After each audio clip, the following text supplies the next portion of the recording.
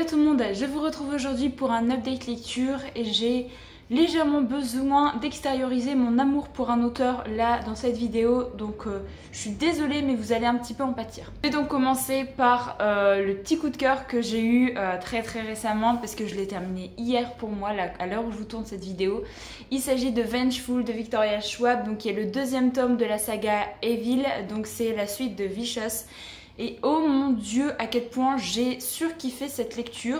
C'est un bébé de 730 pages que j'ai mangé en 2 jours et demi tellement j'étais à fond, tellement j'adorais ce que je lisais. Je pense clairement que cette année a été l'année de Victoria Schwab également parce que du coup c'est le 4e livre d'elle que je lis cette année.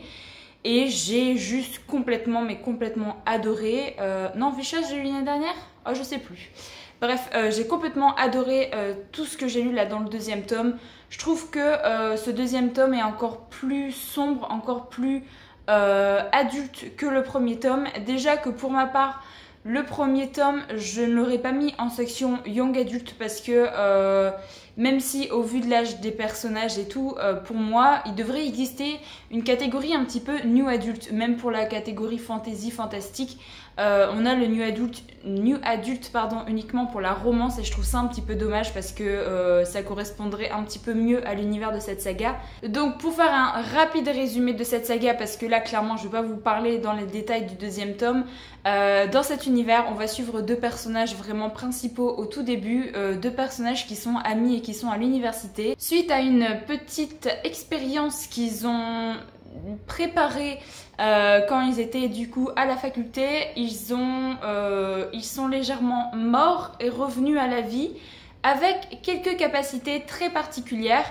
Notamment Ellie qui est du coup le personnage un petit peu aimé de tous, vraiment le gentil un petit peu de l'histoire, qui est toujours mis en avant, que tout le monde aime, qui a la capacité de se régénérer. Donc en fait, peu importe les blessures qu'il a sur son corps, il arrive à se régénérer, donc que ce soit d'une simple petite coupure à une blessure par balle.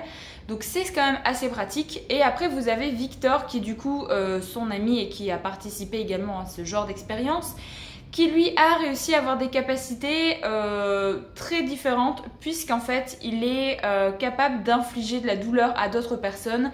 Il peut un petit peu influencer les nerfs un peu d'une personne qu'il a devant lui pour plus ou moins lui faire ressentir de la douleur. Victor c'est un petit peu le personnage un peu tout seul, qui est habillé en noir, qu'il n'y a pas beaucoup d'amis, qui est très solitaire. Et c'est un personnage que j'adore. Et en fait, on va les suivre à partir de ce moment-là. Il va y avoir des petites choses qui vont se passer. Et en fait, ils vont plus du tout être amis, mais devenir carrément ennemis. Et du coup, il va y avoir une confrontation entre ces 2 personnages tout au long du premier tome. Et c'était vraiment trop bien. J'avais adoré le premier tome. Ça n'avait pas été jusqu'à un méga coup de cœur, mais ça a été une excellente lecture. Et là, je me suis éclatée en fait dans ce deuxième tome.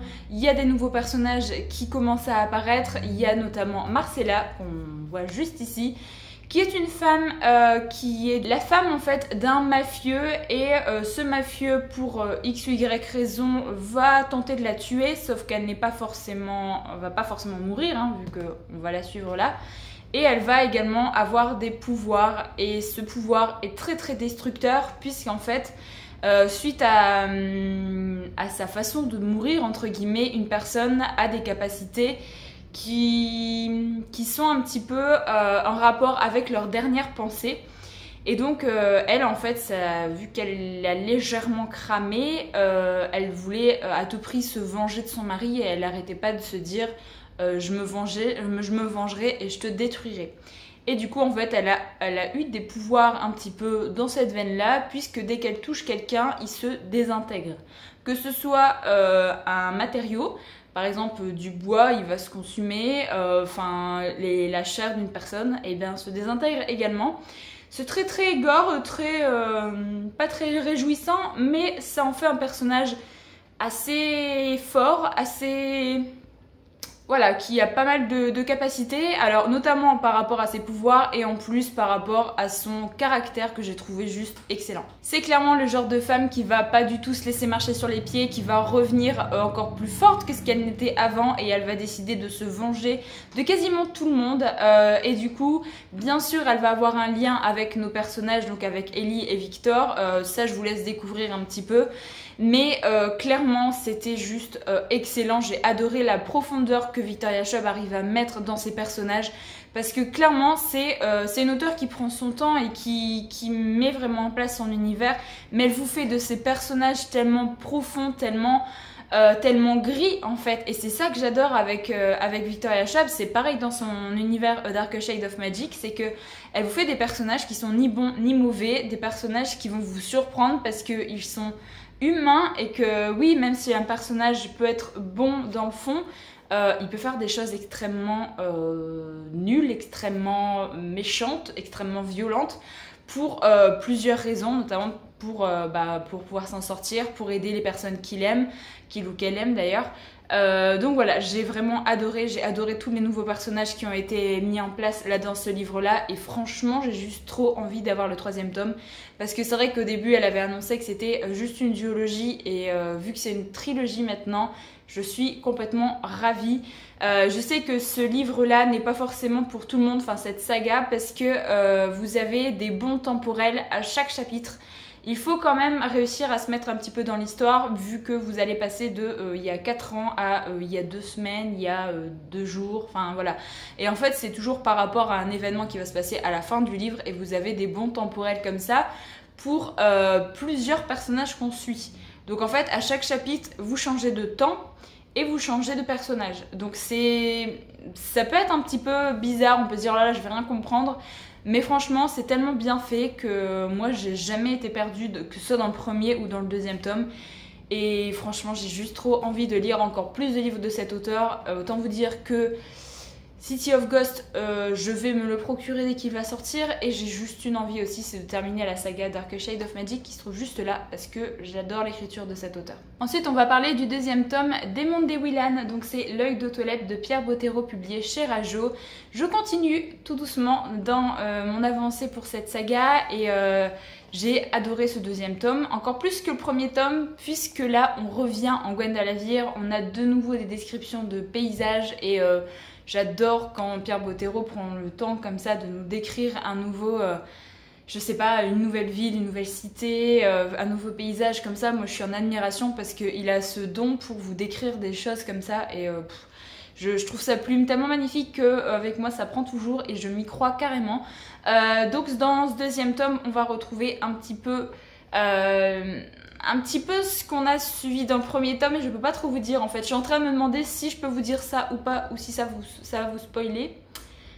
Disons qu'il y a une méchante dans le 1er tome et en fait là, alors clairement au début on se dit bon bah on a laissé tomber un petit peu vraiment l'intrigue du 1er tome. Je savais pas vraiment vers où l'auteur voulait nous amener puisqu'il y a des petites choses qui se mettent en place et je comprenais pas vraiment le rapport.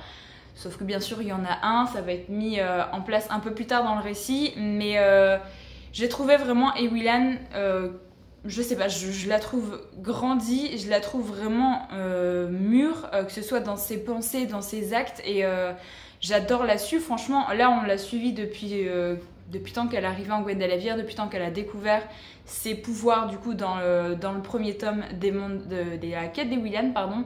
Et j'adore la voir grandir, c'est un petit peu, voilà, tu l'accompagnes un petit peu dans toutes ses péripéties, tu l'accompagnes dans toutes ses pensées, dans toutes ses épreuves comme ça, et je suis vraiment ravie à chaque fois de retourner dans son univers. Alors c'est vrai que globalement je trouve que les mondes des Willan sont un petit peu en dessous de la quête des Willan pour moi parce qu'il n'y a pas la découverte vraiment globale de l'univers, il n'y a pas...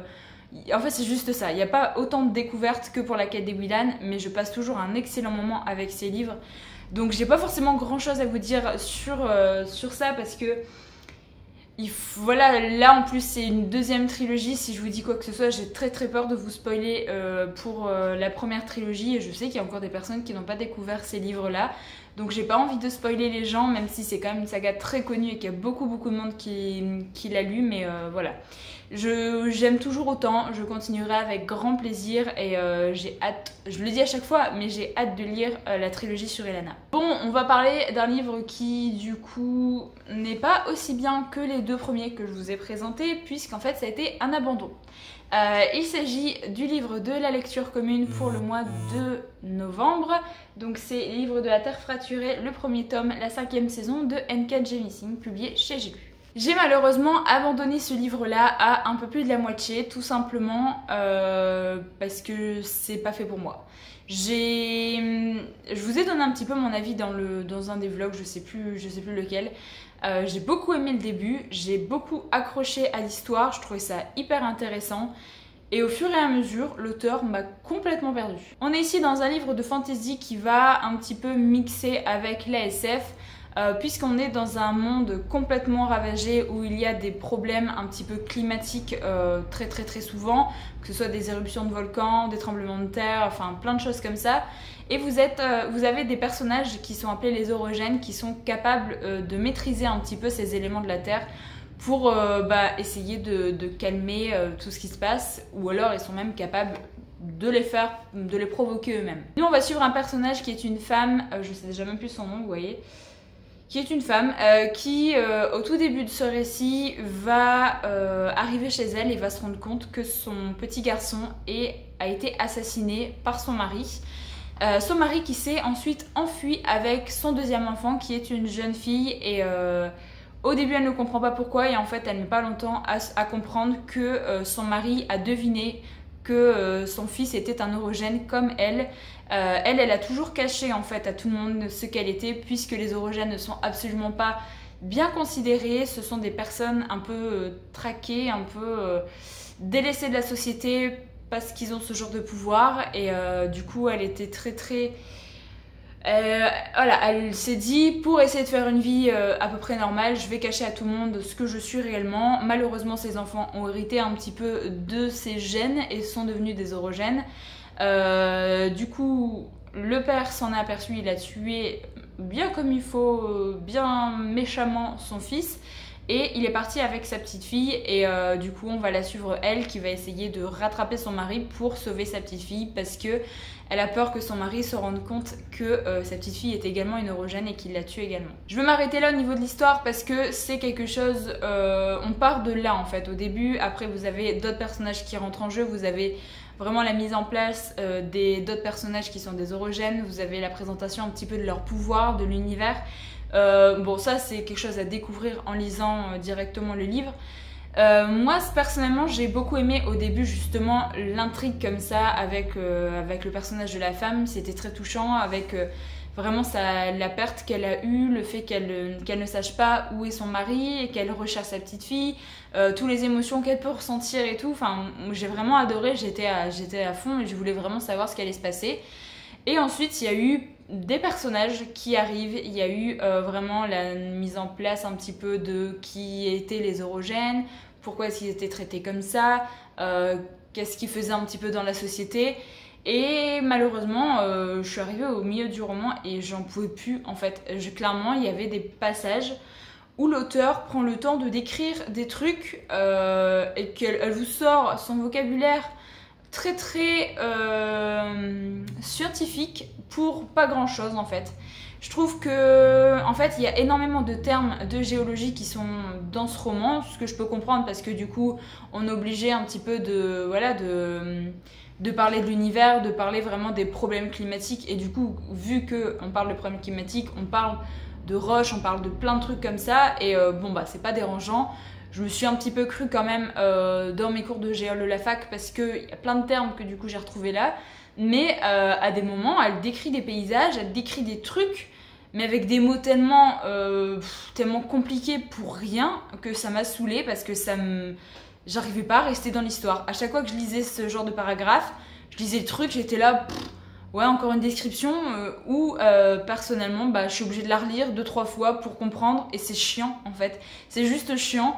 J'aime beaucoup l'intrigue, j'aime beaucoup vraiment le potentiel que l'auteur a mis en fait dans son livre, mais clairement elle n'avait pas besoin de faire autant de descriptions aussi abstraites avec des mots tellement, enfin aussi scientifiques que ça. Pour moi c'est juste de l'étalage de connaissances pour rien. Donc voilà, je suis un peu déçue parce que je m'attendais vraiment à beaucoup aimer ce titre-là. Il y a plein de personnes qui ont adoré, qui ont dit que voilà, c'était une trilogie exceptionnelle et tout. Je peux comprendre si jamais on se base uniquement sur les événements qu'il y a avec les personnages, mais tout ce qui est à côté, pour moi, c'est tellement dérangeant pendant ma lecture que je prends pas de plaisir en fait à avancer dedans. Donc voilà, c'est pour ça que j'ai décidé de l'arrêter à plus de la moitié parce que j'arrivais plus à prendre le plaisir de me dire bon bah je vais aller lire, je vais continuer ma lecture. Voilà, j'ai envie que ça reste vraiment un plaisir de lire et là clairement c'était pas le cas, donc je voyais pas vraiment pourquoi je continuerais ce livre là. Donc voilà, c'est maintenant terminé. N'hésitez pas à me donner votre avis si jamais vous avez lu un de ces livres là, notamment pour la 5e saison, vu que c'est quand même un titre que j'ai vu beaucoup passer. Je suis intriguée d'avoir vos retours par rapport à ce livre-là. C'est vrai que pour les deux autres, c'est quand même des tomes 2, du coup je peux pas trop en dire quand même, donc c'est assez difficile pour moi de vous donner mon avis sans forcément spoiler. Mais voilà, c'est pas très grave, j'ai très envie de vous présenter quand même toutes mes lectures, donc voilà, même pour les lectures qui sont des abandons comme celui-là, je trouve que c'est intéressant de partager un petit peu nos points de vue si jamais vous l'avez lu également. Donc voilà, cette vidéo est maintenant terminée. Moi je vous retrouve très bientôt dans une prochaine vidéo, donc en attendant, prenez soin de vous.